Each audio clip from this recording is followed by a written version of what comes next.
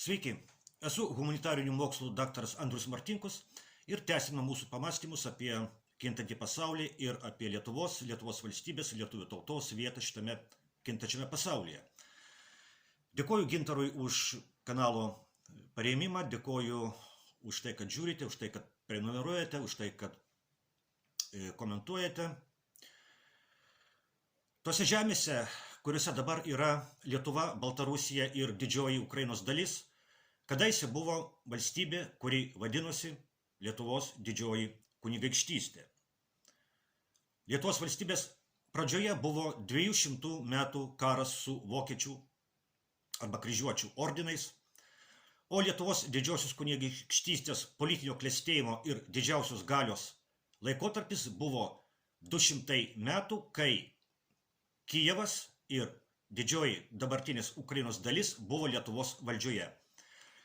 Tik įsivaizduokime, kiek kartų lietuvių gyveno faktiškai nuolatinio karo su vokiečių ordinų sąlygomis. Ir tiek pat kartų Kijevo gyventojų gyveno būdami Lietuvos didžiosios kunigaikštystės pavaldiniais. Lietuvos karas su vokiečių arba kryžiuočių ordinais buvo vienas ilgiausių karų Europos istorijoje.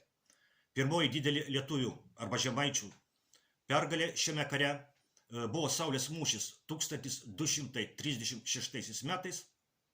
Šitą karą iš esmės užbaigė Žalgirio arba Griunvaldo mūšis 1410 metais, kuris buvo didžiausias viduramžių mūšis Europoje. Tai buvo istorinė Lenkijos ir Lietuvos pergalė. Ir Lenkijai, ir Lietuvai vadovavo lietuviai. Lenkijos karalius buvo Lietuvos didžiosios kunigaikštystės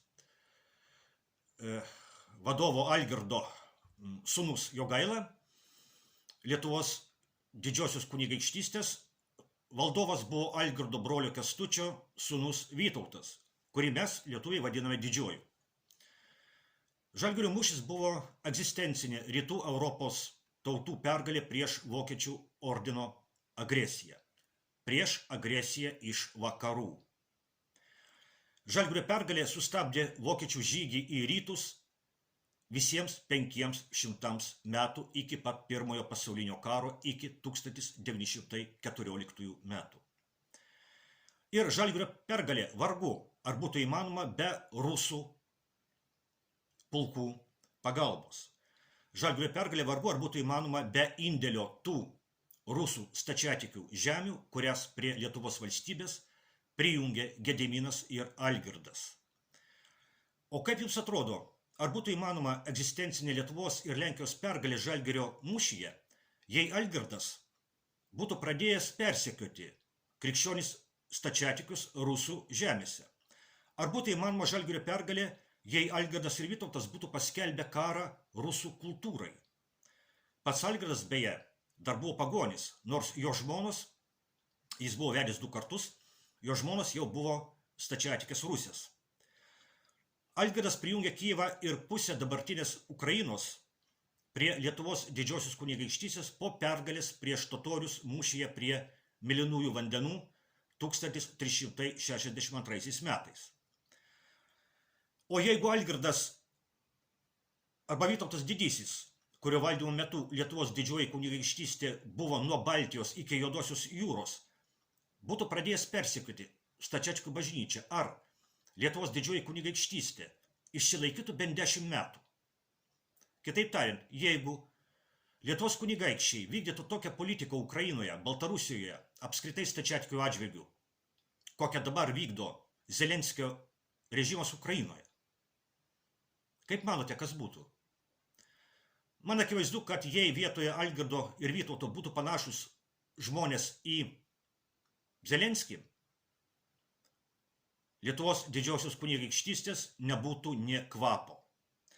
Bet Lietuvos kunigaikščiai Kijevą valdė ištisus 200 metų, truputį daugiau. Iki pat Liublino unijos, iki 1569 metų. Po Liublino unijos Kijevas ir Ukraina pereina Lenkijos karalystėje, dabartinė Baltarusija lieka Lietuvos didžiosios kunigaikštystės sudėtyje. Ir Lenkijos karalystė valdo Kijevą iki 1686 metų, beveik dvigubai trumpiau nei Kijevą valdė Lietuva.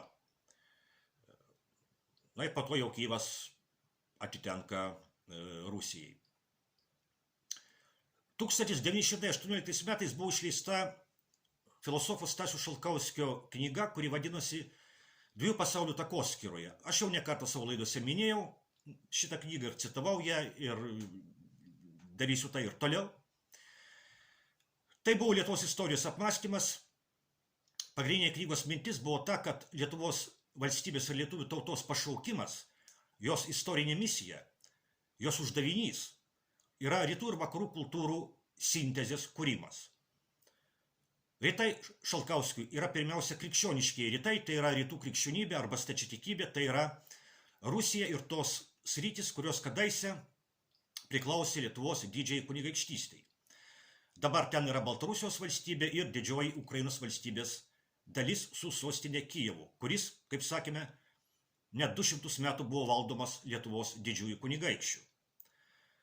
Tuomet, kai rašė Šalkauskis, mažai kas tikėjo, kad yra įmanoma Ukrainos arba to labiau Baltarusijos atskiros valstybės. Jos tiesa buvo paskelbtos tais pačiais 1918 metais kaip ir Lietuvos valstybė, bet nesugebėjo tapti nepriklausomomis ir tapo iš pradžių Tarybų arba Sovietų Rusijos dalimi, o vėliau Tarybų socialistinių respublikų sąjungos respublikomis. Lietuva sugebėjo įsitvirtinti kaip atskira valstybė ir Šalkauskis, rašydamas savo knygą, aišku, rašė ją būtent Lietuvai. Lietuva paskelbusi valstybės atkūrimą 1918 metų vasario 16 dieną nebebuvo didi valstybė. Tai jau nebuvo tokia valstybė, kokia buvo Lietuvos didžioji kunigaikštystė. Lietuva buvo maža valstybė. Bet tai buvo Lietuva. Ir ji buvo ten pat, kur Lietuva buvo visada. Prie Nemuno ir Neries upių, prie Baltijos jūros, šalia Vokietijos, Lenkijos ir Rusijos, tarp rytų ir vakarų. Lietuvos didžiosios kunigaikštystės klestėjimo laikotarpį Šalkauskis siejo su balansuota ir išmintinga politika palaikant pusiausvyrą tarp rytų ir vakarų pradų valstybėje. Ir atsikūrusi Lietuvos valstybė anot Šalkauskio turi daryti tą patį. Citata, kurią dažnai cituoju šitą citatą, bet darysiu tai ir toliau. Taigi Šalkauskis rašo: norėdama gyvuoti ir klestėti, lietuvių tauta privalo savo politikoje ir civilizacijoje išlaikyti pusiausvyrą tarp rytų ir vakarų, o istorija rodo, kad jis sugebėdavo įveikti savo padėties sunkumus tokiu mastu, kiek būdavo įvykdoma šį sąlygą. Citatos pabaiga.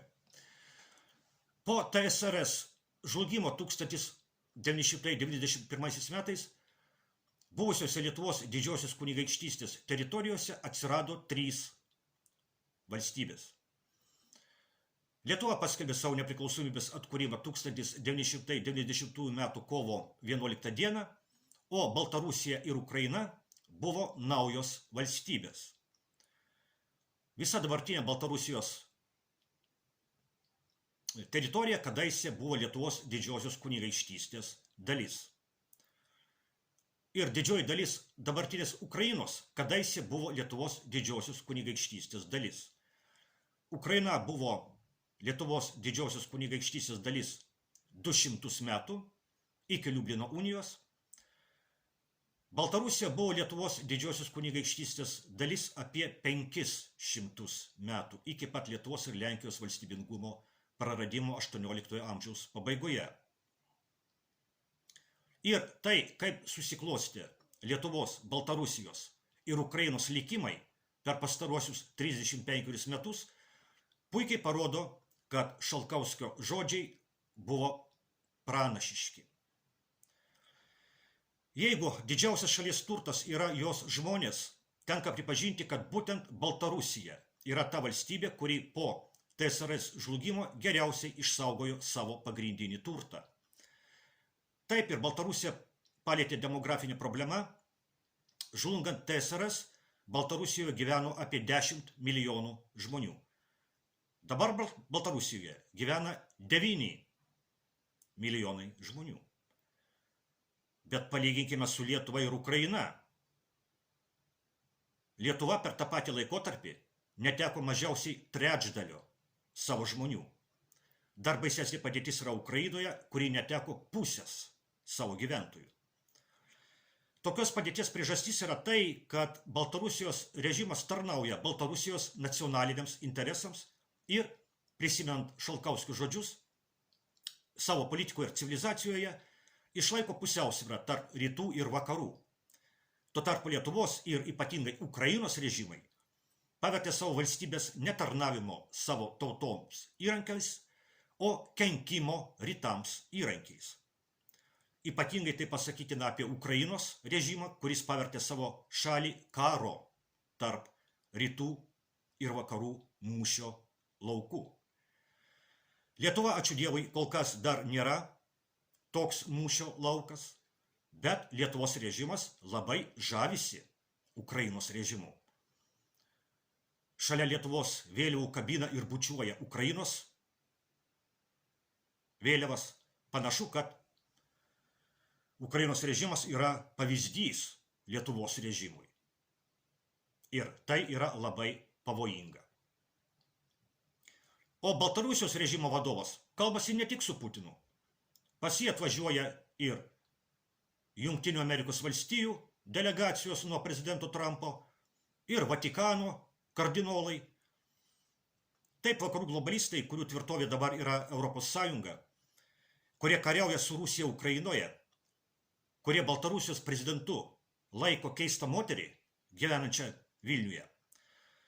Taip vakarų globalistai, kurių paklusni marionetė yra Lietuvos režimas, taip jiems dabartinė Baltarusija yra priešas. Bet vakarų globalistai neatstovauja vakarų tautoms. Tik pažiūrėkime, į ką jie pavertė vakarų Europos didžiosius miestus per pastaruosius 30 metų. Pažiūrėkime, į ką jie pavertė Vilnių. Tai kuri valstybė? Lietuva, Ukraina ar Baltarusija šiuo metu įgyvendina Lietuvos didžiosios kunigaikštystės pašaukimą. Būti tarp rytų ir vakarų ir dirbti savo tautai, o ne kenkti kitiems.